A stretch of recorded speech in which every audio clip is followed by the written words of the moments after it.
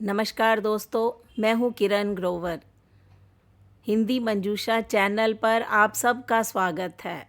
चलते हैं कहानी मंच की ओर। आज की कहानी जो कि जीवन के प्रति आपकी सोच बदल सकती है, आपके व्यवहार में बदलाव ला सकती है। हम सबके जीवन में बहुत से मोड़ आते हैं।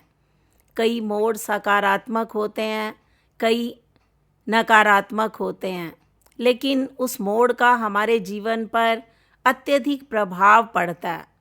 अनुभवों के पिटारे में से आज जो कहानी निसृत हुई है उसका शीर्षक है सुनहरा मोड़। सुधा मैम, आपको मालिक अपने कैबिन में बुला रहे हैं। चपड़ासी ने टेबल पर काम में व्यस्त सुधा से कहा। सुधा बोली, ठीक है, जाती हूँ, मगर मन में सोचने लगी कि कंपनी मालिक मोहन जी ने मुझे क्यों बुलाया।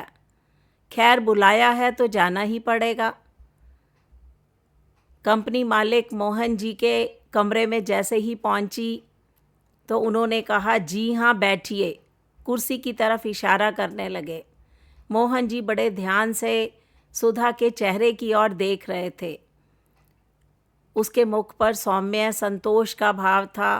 अचानक उन्होंने एक पेपर सुधा के सामने रखते हुए कहा, मिस सुधा, आपने दोबारा प्रमोशन से इनकार कर दिया।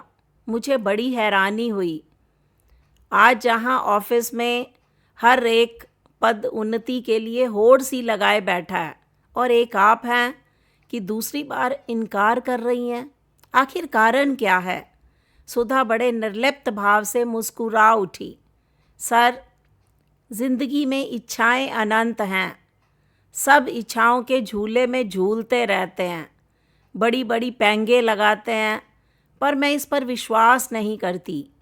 मैं तो इतनी ही पैंग लगाती हूँ जितनी की मुझे आवश्यकता है। मैं जिस पोस्ट पर हूँ मैं बहुत खुश हूँ। मिस सुधा, मैं आपको लगभग 3 वर्षों से देख रहा हूँ।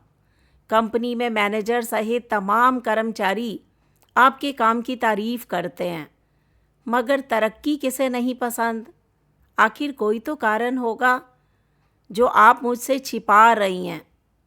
एक गौरवशाली पद, गाड़ी बंगले की सहूलियत, बड़ा शहर, भला किसको आकर्षित नहीं करता?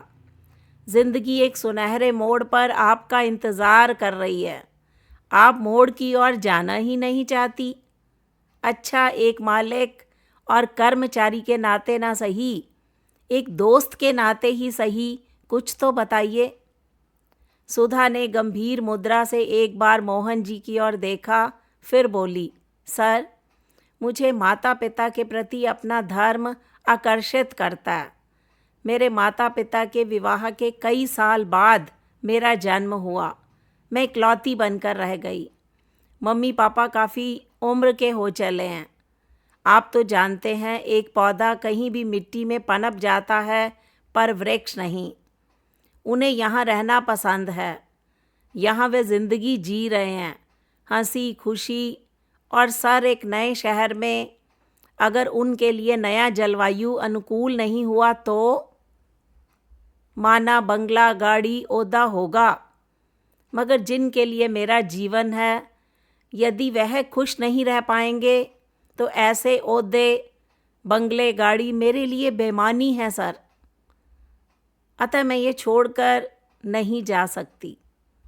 मगर आपने अब तक शादी क्यों नहीं की? सर, मैंने कहा ना, मेरे माता पिता मेरी पहली जिम्मेदारी हैं। आजकल ऐसे लड़के नहीं मिलते जो लड़की के माता पिता की सेवा करने की अनुमति दें। मतलब लड़के वाले अपने परिवार के आगे भूल जाते हैं कि लड़की के भी माता पिता हैं। बस इसलिए आपने शादी नहीं की? मोहन जी ने मुस्कुराते हुए कहा, जी, इसलिए मुझे कोई प्रमोशन नहीं चाहिए सर। उसने अंतिम फैसला सुनाया। मोहन जी सुधा के धर्म निष्ठा पर मुग्ध हो उठे। उन्होंने अपना हाथ आगे बढ़ाते हुए कहा, क्या मुझसे शादी करोगी? मेरा दुनिया में कोई नहीं है।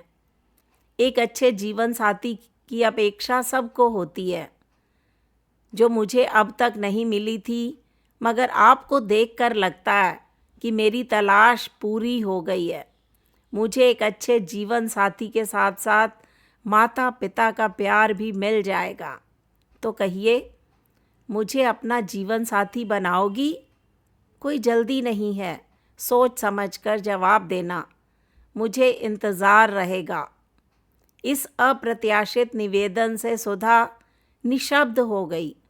उसने धीरे से हाथ आगे मोहन जी की ओर बढ़ा दिया। अब एक साथ दो जिंदगी एक सुनहरे मोड़ की ओर अग्रसर होने लगी। ये था दोस्तों सुनहरा मोड़। तो आपको कहानी कैसी लगी, इस पर अपनी प्रतिक्रिया दीजिए। चैनल को सब्सक्राइब कीजिए, वीडियो को लाइक और शेयर कीजिए।